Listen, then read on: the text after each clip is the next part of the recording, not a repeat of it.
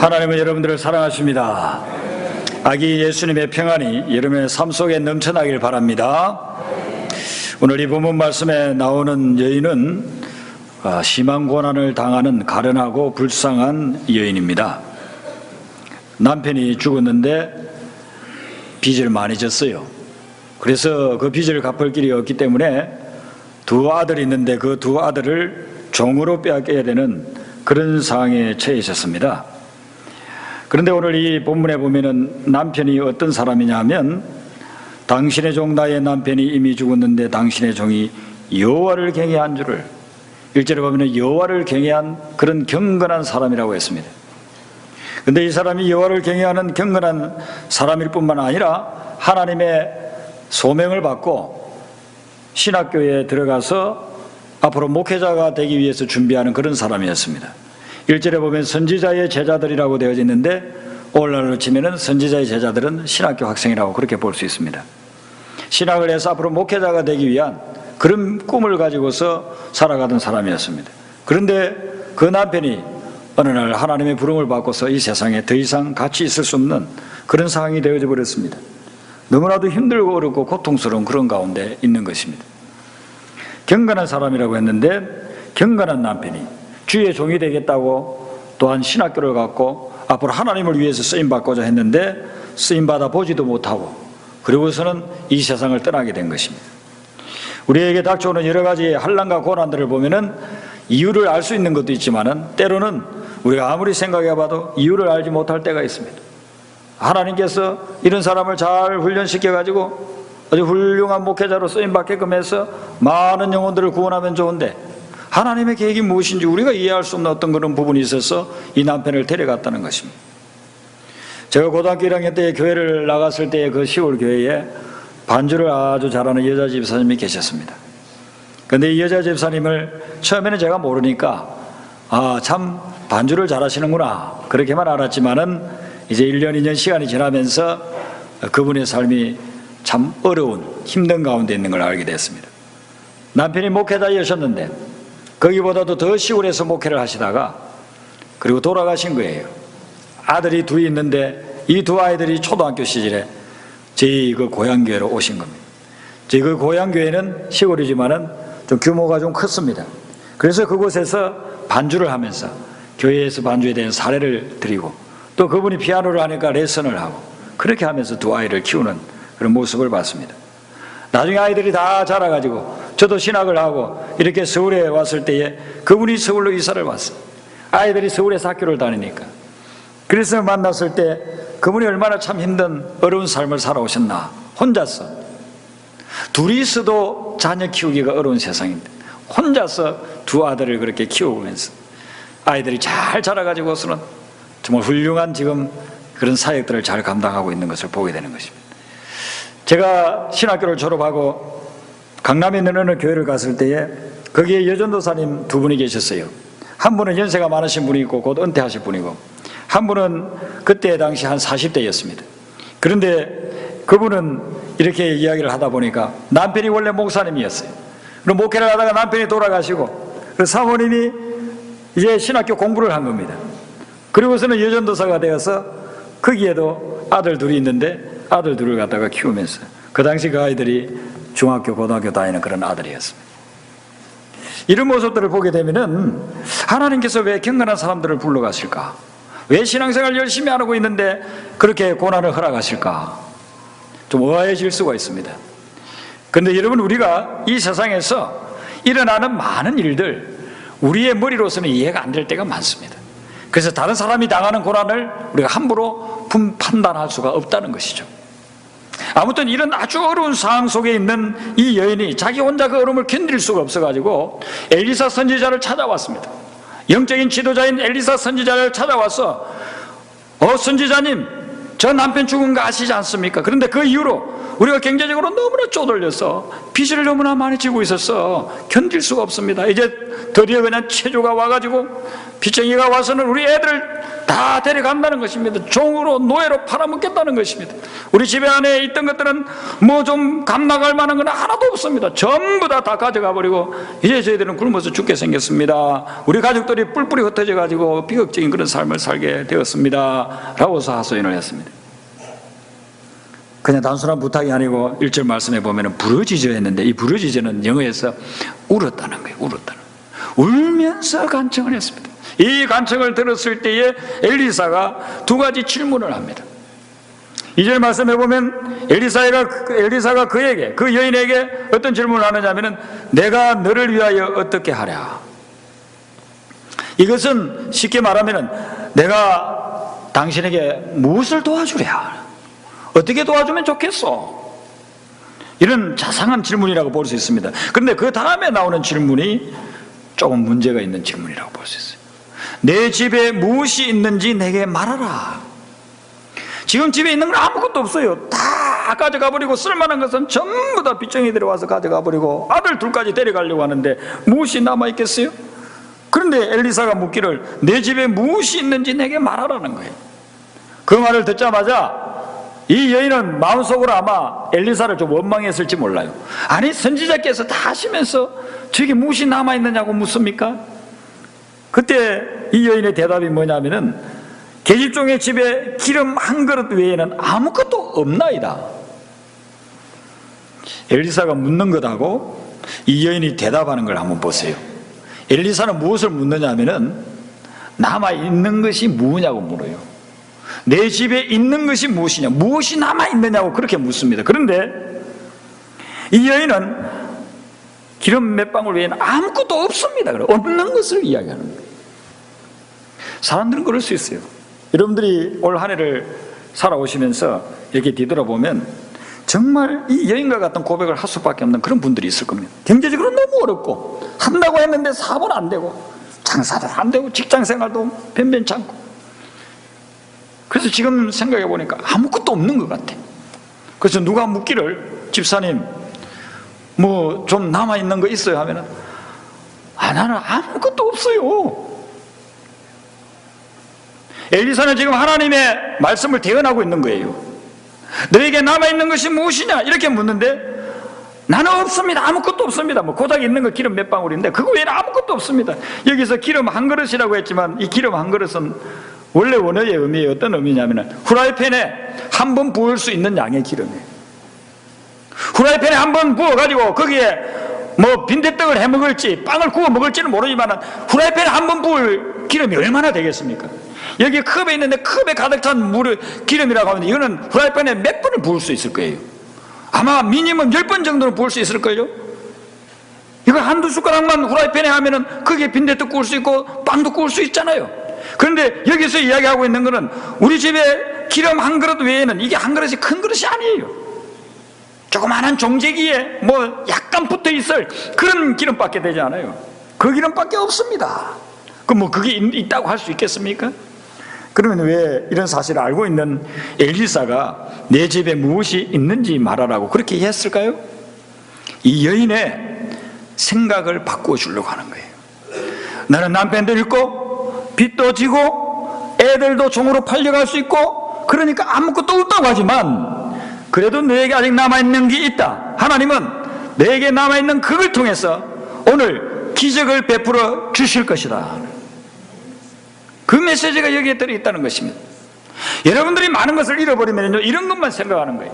건강도 잃어버렸고, 물질도 잃어버렸고, 명예도 잃어버렸고, 지혜도 잃어버렸고, 다 잃어버린 것을 생각하기 쉬운데, 하나님께서는 뭐라고 이야기하느냐면, 그럼에도 불구하고 아직도 너에게 남아있는 것이 뭐냐라고. 여러분들 많은 것을 잃어버렸다고 생각하고 있습니까? 오늘 이 자리에 예배드린 여러분들 중에서도 그렇게 생각할 겁니다. 나는 많은 것을 잃어버려서 지금 남아있는 거 아무것도 없다고. 근데 여러분, 목숨이 붙어있는 사람은 아직도 남아있는 것이 있습니다.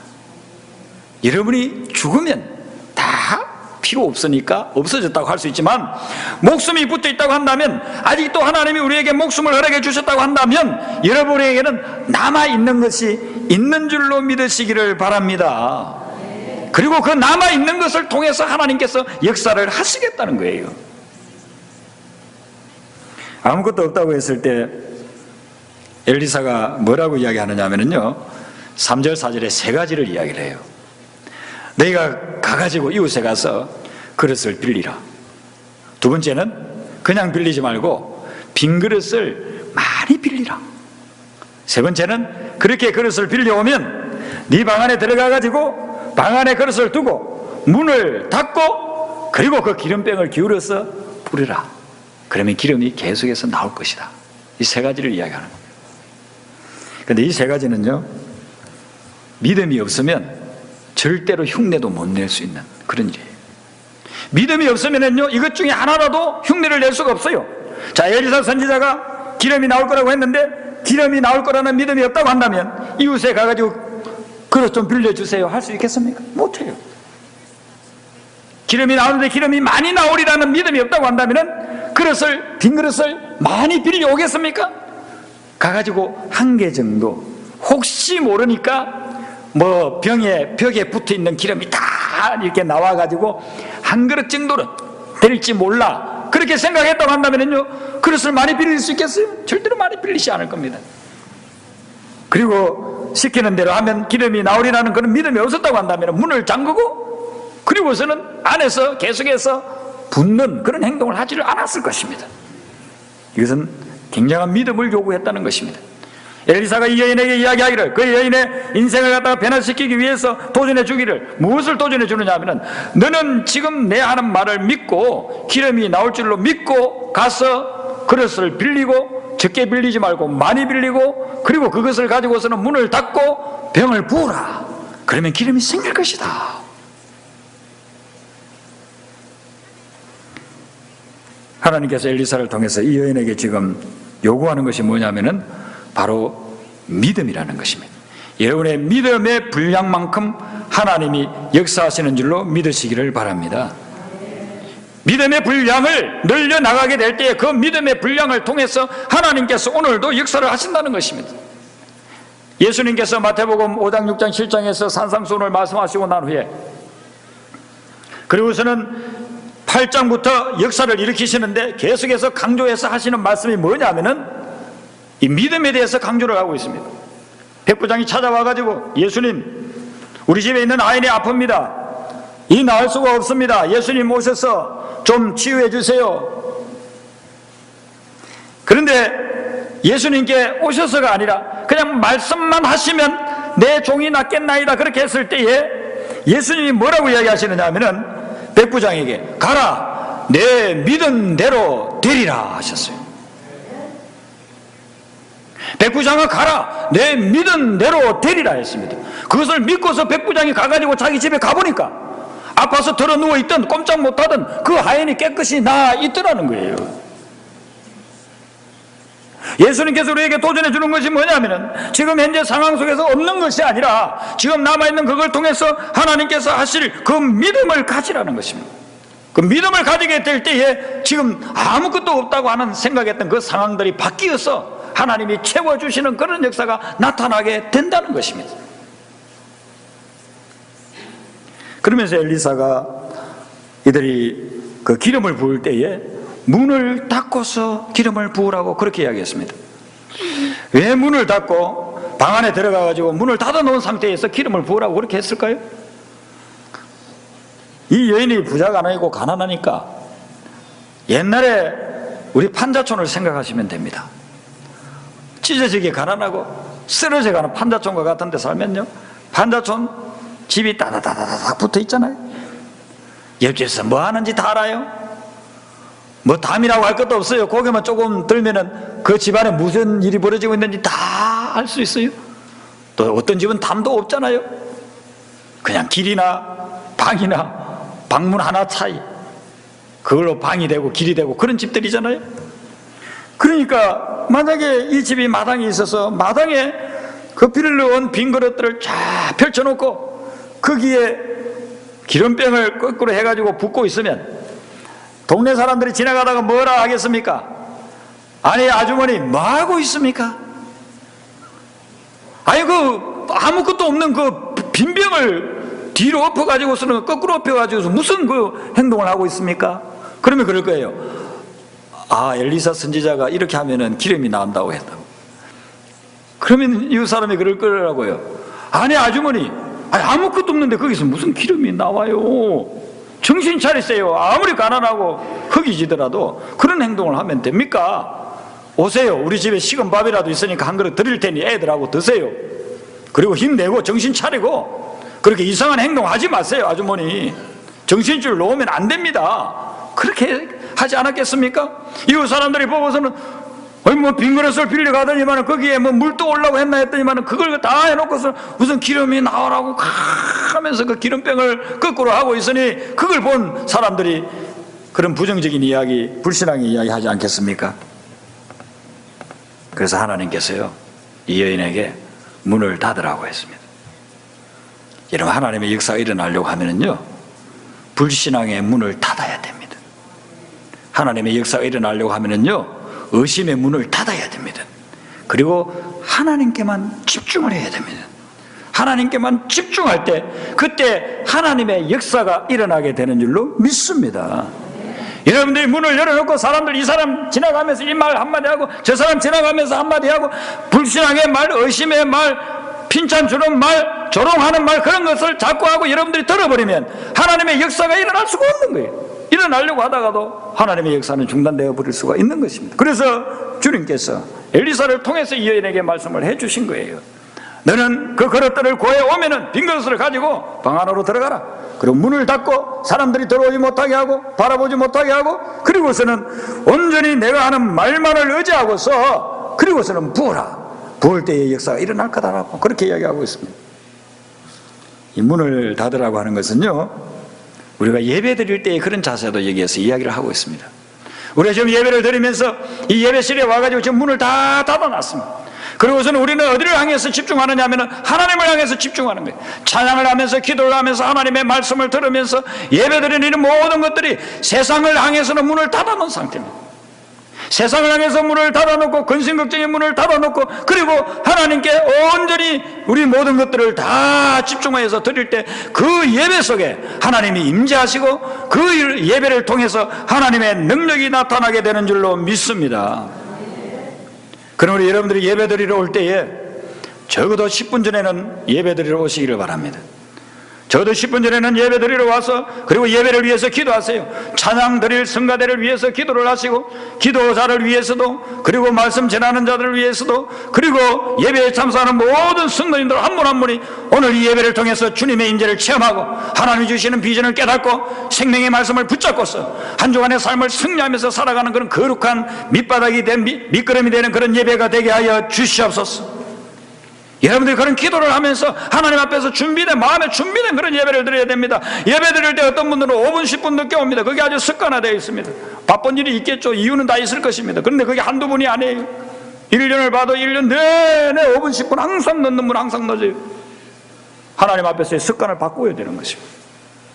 그런 마음으로 그런 자세로서 와가지고 예배를 드릴 때 그때 우리가 성령의 역사를 기대하기는 어렵습니다. 대부분들 일찍 오시는 분들이 많이 있지만은 혹시라도 늦은 분들은 오늘 이 말씀 하나님의 음성으로 들으시고 여러분들이 예배 드리러 10분 전까지 오세요. 10분 전까지 오셔서 주님 앞에서 기도하고 준비하셔서 예배를 드리게 될 때 세상의 문을 닫고 근심걱정의 문을 닫고 주님을 향해서 예배를 드릴 때 그 예배 속에 임재하시는 하나님의 그 아름다우신 역사, 하나님의 능력, 이게 나타나시면서 여러분의 부족함을 채우고 없었던 그 인생에 풍성함을 주시는 그런 역사가 일어나게 될 줄로 믿습니다. 이 엘리사의 말씀을 그대로 듣고 이 여인은 들어가서 모든 방에 그런 다른 물건들은 다 치우고 그리고서는 그릇을 전부 다 펼쳐놓고 아이들에게 이야기하는 거예요. 얘들아, 내가 이제부터 엘리사 선지자님의 말씀대로 이 병을 쏟으면서 계속해서 기름을 뿌릴 테니까 너희들은 기름이 가득 차면 그걸 옮기고 빈 그릇을 또 가져오고 빈 그릇을 또 가져와라. 그렇게 하고서는 병을 거꾸로 해가지고 이제 붓기를 시작합니다. 신기한 거예요. 이 병이 마치 수도꼭지 같은 거예요. 수도꼭지 틀어놓으면 물이 콸콸콸콸 나오듯이 병을 이렇게 거꾸로 했는데요, 거기에서 계속해서 기름이 나오는 거예요. 분명히 병을 잡고 있는데요, 그게 뭐 양으로 봐서는 나올 게 없어요. 그런데 하나님이 희한하게 그 병에서 계속해서 기름이 나오는 것입니다. 수도꼭지에서 나오는 물처럼 기름이 계속해서 나오는 것입니다. 그런데 한참을 이렇게 하다가 그릇이 10개였는지 20개였는지는 모르지만 다 붓고 나서 그 다음에 애들이 그릇을 안 가져오는 거예요. 그래서 얘들아, 그릇이 없냐? 그릇 가져와야지. 근데 애들이 그러는 거예요. 엄마, 그릇이 없어요. 우리 빌려온 그릇 다 찼어요. 그 말이 끝나자마자 기름이 딱 그치더라는 것입니다. 빈 병에서 기름이 계속해서 나오는 것도 기적이고, 빈 그릇이 없어지는 순간 기름이 끊어지는 것도 기적이에요. 하나님의 역사심이 이렇게 나타나는 거예요. 오늘 이 말씀을 통해서 하나님이 우리에게 주시는 메시지는 뭐냐면요, 우리가 믿음의 빈 그릇을 준비하는 것만큼 하나님이 은혜로 채워주시고 하나님의 능력으로 채워주신다는 거예요. 여러분들은 그 빈 그릇을 얼마만큼 준비를 해왔습니까? 믿음의 빈 그릇을 준비해 오면은 하나님께서 거기다가 채워주신다는 거예요. 한국에서는 그 전에 한 20년 전만 해도 약수터에 가서 약수물 먹고 물도 받아오고 그러지 않습니까? 요즘은 정수기가 좋은 것들이 많이 나와가지고 약수터 가지도 않죠. 약수물보다 더 좋은 물들이니까. 약수터에 올라가면은요, 물 한 잔 마시고 그리고 통을 가져간 그 통에다가 채워서 옵니다. 그게 1갤런짜리 통이면은요 1갤런 받아와요. 근데 5갤런짜리 통이면은요 5갤런까지 받을 수 있어요. 1갤런 가져갔는데 거기에 2갤런, 3갤런 받을 수가 없어요. 몇 갤런짜리 통을 내가 가지고 갔느냐에 따라서 물의 양이 달라진다는 것입니다. 우리의 믿음의 분량에 따라서 하나님의 역사도 제한을 받는다는 것입니다. 하나님은 무한하신 분이고 능력이 대단하신 분이고 전능하신 분인데, 그 하나님의 능력이 나에게 임할 때에는 내 믿음의 분량에 따라 좌우된다는 것입니다. 그래서 여러분들이 믿음의 분량을 계속해서 늘려나가고, 특별히 오늘 이 말씀에서 빈 그릇을 준비하듯이 여러분의 영혼과 여러분의 마음을 하나님 앞에 나올 때에 비어있는 마음으로, 빈 영혼으로 만들어서 나와야 된다는 거예요. 세상 것에 가득 차가지고 나오시지를 말고 하나님 앞에 나올 때 내 영혼을 비우고 내 마음을 비워서 오게 되면 그 빈 영혼에 하나님의 역사가 일어나기를 시작한다는 것입니다. 찬송가 494장 3절에 보면은요, 빈손 들고 앞에가 십자가를 붙드네 하는 말씀이 있어요. 십자가를 붙들기만 하면 거기에는 능력이 나타납니다. 구원의 능력이 나타나고 회복의 능력이 나타나고 치유의 능력이 나타납니다. 십자가를 지는 사람에게는 부활의 역사가 일어납니다. 근데 그 십자가를 어떻게 해서 붙잡을 수 있는가? 빈손 들고 나와야 된다는 것입니다. 여러분, 제가 이 컵을 가지고서 마이크를 잡을 수 있는 거예요. 제가 손을 한쪽만 쓴다고 생각할 때 이 컵을 이렇게 잡고 있으면서 마이크를 잡을 수 있을까요? 못 잡아요. 제가 마이크를 잡으려고 하면은 이 컵을 내려놓아야 됩니다. 내려놓고 그리고서는 빈손으로 잡아야 됩니다. 우리가 하나님 앞에 나올 때도 마찬가지입니다. 모든 것을 내려놓고 다 비운 상태에서 나오게 될 때에 하나님이 예비한 은혜를 우리가 붙잡을 수 있다는 것입니다. 어떤 분은 그런 분들도 있을 거예요. 지금 나는 가진 것도 아무것도 없고 정말 희망이 없다고. 근데 여러분, 이유가 어떻게 되었든지 간에 여러분이 지금 빈 그릇 상태가 되었고 모든 것들이 비어있고 마음도 비어있다고 한다면 그때부터 하나님이 제대로 역사할 때인 줄로 믿으시기를 바랍니다. 가진 것이 없어요. 쌓아놓은 것도 없어요. 내놓을 만한 것도 없어요. 그러다고 한다면 하나님이 그러는 거예요. 야, 이제부터 내가 본격적으로 너의 인생에 개입해서 너의 삶을 새롭게 변화시켜주마. 내가 너의 그 빈 인생에 새로운 것들로 채워주마. 우리 주님께서 그렇게 말씀하신다. 그래서 우리가 하나님 앞에 나올 때에요, 빈 마음을 유지하는 것, 지속적으로 빈 마음을 유지하는 것이 그게 필요한 것입니다. 여러분들이 맛있는 음식점에 간다고 생각하자고요. 맛있는 음식점에 밥을 먹으러 가는데 그 비싼 돈을 주고서 식사를 하러 가는데 집에서 밥을 많이 먹고 식당에 가는 사람은 아무도 없어요. 지금 배가 고프니까 그 식당까지 가는 데는 한 30분 걸리니까 나 좀 먹고 가야 되겠어. 그래서 그냥 집에서 밥을 갖다 잔뜩 먹고서 그 식당에 가가지고 먹으려고 하면 못 먹는단 말이죠. 그런데 우리가 하나님 앞에 나올 때 그럴 경우가 있어요. 세상 것에 너무 그냥 많이 먹어가지고 세상 것이 가득 차가지고 하나님 앞에 나오면은요, 이 배가 너무 불러가지고 하나님이 주시는 은혜나 하나님이 주시는 사랑이나 하나님이 주시는 능력이나 그런 거에 대한 사모함과 갈급함이 없이 나올 때가 있어요. 그 세상 것에 너무 배불러가지고 그런 것입니다. 그런데 우리 주님께서는 세상 것에 배불러 하지 말고 네 영혼과 네 마음을 비워라. 빈 그릇으로서 빈 마음으로서 나오게 될 때에 그때야 하나님께서 채워주시기를 시작하는데, 이것은 세상 것과는 비교되지 않는 평안과 풍성함을 하나님이 주실 줄로 믿습니다. 그렇게 했을 때 마지막 결론적으로 7절 하반절을 보시면 엘리사가 이 여인에게 이야기하는 거예요. 너는 가서 기름을 팔아 빚을 갚고 남은 것으로 너와 내 두 아들이 생활하라. 지금 이 여인에게 있어서 근본적인 문제는 무엇입니까? 그 근본적인 문제는 빚에 쪼달렸어, 가난에 시들렸어, 그리고서는 더 이상 살 수 없어서 아들 둘과도 헤어져야 되는 그런 상황이에요. 근데 하나님이 그에게 다가왔을 때에 그 근본적인 문제를 해결해 주셨습니다. 우리가 빈 마음을 가지고 나와서 하나님이 내 인생을 다루기 시작하면요, 내 인생의 근본적인 문제를 해결해 주실 줄로 믿습니다. 우리는 근본적인 것은 뿌리는 놔두고 객까지만 붙잡고 있을 때가 많아요. 왜냐하면 다 알지를 못하니까. 인생을 다 아는 애는 다 알지를 못해요. 나 자신도 나를 잘 몰라요. 그러다 보니까 어떤 문제에 대해서 근본적인 뿌리를 갖다가 찾아내지를 못하고 객까지만 붙잡고서 그걸 해결하려고 하니까 해결이 안 되는 거예요. 그걸 해결했다고 생각했는데 그 객까지만 가지고는 해결이 안 되는 거예요. 어릴 때 저희 집에 뒤에 이게 밭이 있었어요. 조그마한 밭이 하나 있었습니다.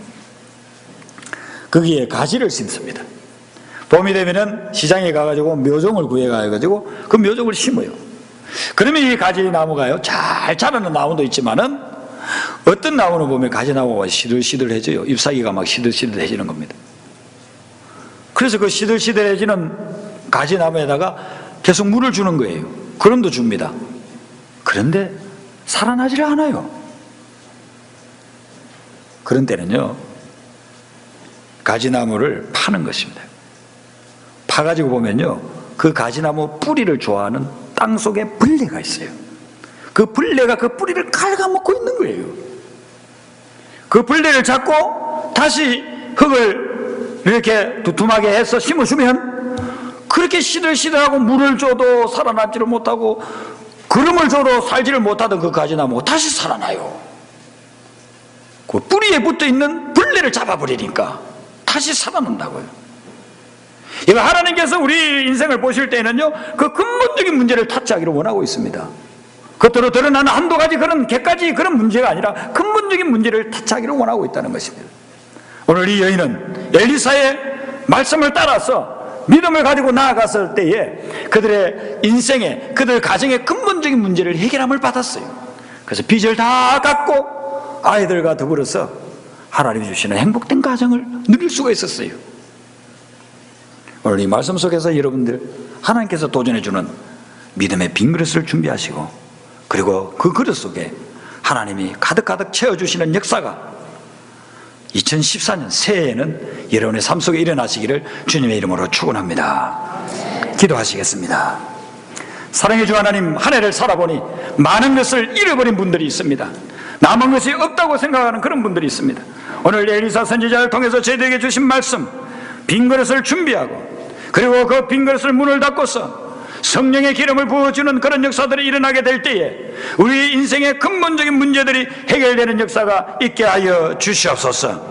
하나님 역사하시고 붙드시고 주님께서 도우심으로 말미암아 우리에게 믿음을 크게 하여 주시고 그 큰 믿음을 가지고 나아갈 때에 믿음의 역사 능력이 우리 성도님들의 삶 속에 나타나게 하여 주시옵소서. 십자가의 능력, 이 땅에 아기 예수로 오신 거룩한 예수 그리스도의 능력이 나타나는 아름다운 역사가 우리 성도님들의 삶 속에 이어지게 하여 주시옵소서. 예수님 이름으로 기도드리옵나이다. 아멘.